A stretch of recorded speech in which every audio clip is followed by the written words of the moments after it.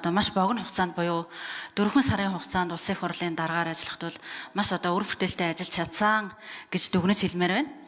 За тэгэхээр бид бүхэн бол сэргийгт эрчим хүчний хөгжлийг эрчимжүүлэх түүхэн тогтоолыг бол баталсан. Энэ хүрээнд бол хөгжилд одоо саад болж байсан олон одоо чөдөр тушаануудыг байхгүй болгосон ийм одоо үр дүнтэй ажлыг хийсэн байгаа. За тэгэхээр энэ тогтоолын хүрээнд мэдээ засгийн газар бол олон ажлуудыг хийж хэрэгжүүлэх ёстой. За энэ хүрээнд олон айлууд одоо сэргийгт эрчим хүчээр одоо 100 яндангаас солиод эрчим хүчээ хэмнээд за амьдралынхаа одоо чанарыг сайжруулж за цаашлаад илүүдэл цалгаанаа сүлжээнд борлуулж орлого олох мөн одоо эрчим хүчний одоо хэрэглэгчээс гадна үйлдвэрлэгч болж эрчим хүчний хараат байдлыг бууруулахад хувь нэмэр оруулах ийм одоо өргөн боломжтой. Ингэжээж өнөөдөр энэ түүхэн тогтоол гэсэн утга учир хангагдах юм. Тэгэхээр энэ хүрээнд одоо олон айлууд ийшээ шилжихэд бол мэдээж гол хүндрэл бэрхшээл нь одоогоор бол хөрөнгө оруулалт маш өндөр байгаа. Маш өндөр байгаа. Тэгэхээр энэ тогтоолыг хэрэгжүүлэх хүрээнд эрчим одоо ерөнхий сайд маань ямар одоо томоохон ажлуудыг нэн тэргуунд авч хэрэгжүүлэхээр зорж байгаа гэсэн нэгдүгээр асуулт. За хоёрдугаар асуудал захиргаа эрчим хүчний хувьд бид нар цаашдаа бол ерөөсөө өрсөлдөөнд бөөний зах зээл рүү шилжих ёстой. Тэгжээж зах зээл дээрх байж болох боломжит доод үн тогтдгоо. Тэгэхээр бид нар дулаан хангамжийн хувьд бол анхдагч хуулийг өргөн барьж байгаа. Дулаан хангамж бол зохицуултаагаа үлдэнэ. Захиргаан хангамжийн хувьд бол ерөөсөө өрсөлдөөнтэй байж болох зах зээл дээрх доод үн тогтох ёстой. Тэгэхээр одоогоор бол бид нар нэг худалдаа авчийн загвар гээд цахилгаан станцуудаас төр одоо цахилгааныг худалдаж аваад хэрэглэгчид хүргэдэг ийм загвартай явж байгаа.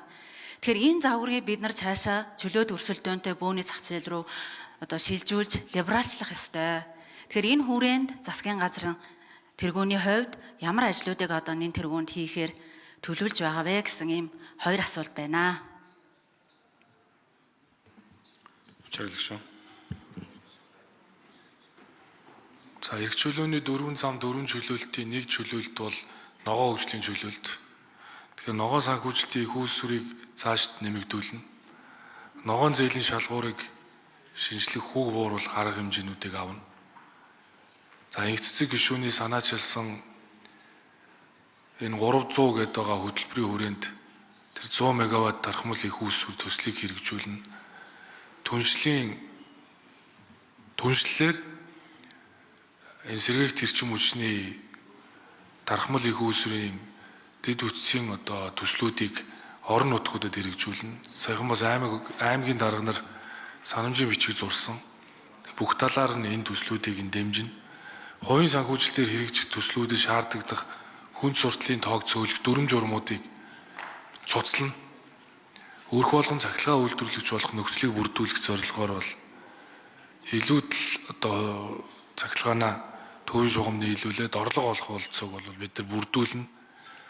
За ингээд ногоон санхүүжилт хийх, ногоон зээл авах, ногоон бодлогыг хэрэгжүүлэх одоо хувийн хвшлийн баялаг бүтээгч нарын хөрөнгө оруулагч нарын бүх төслүүдэд үүсэж байгаа үнд суртлуудыг арилгана гэдгийг бас хэлье. Тэгээ эрчим хүчний их үүсвэрийг одоо мэдээж дэвшилтэд болгох төр хувийн хвшил хамтарч хийх нөхцөл болцоогоор хангуулах ажлуудыг бид нар шатнд нь дэмжинэ.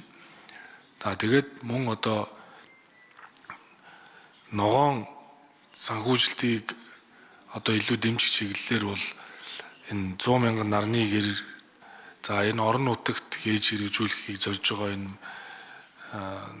цахилгаан тээврийн хэрэгслийн дэд үтсийг дэмжих чиглэлийн одоо алан төслүүдийг дэмжих болно.